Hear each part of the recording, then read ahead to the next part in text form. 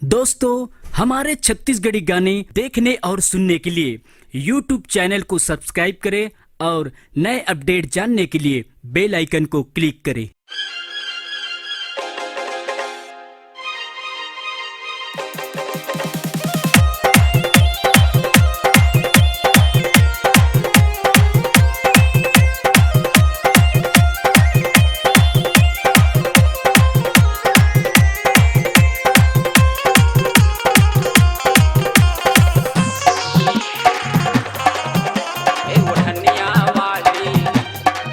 कैसे दिल ले गई, ये वो हनिया वाली छुप कैसे दिल ले गई।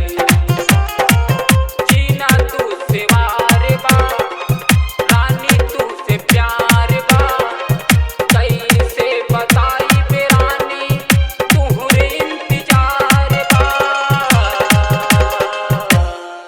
का बताई बे रानी,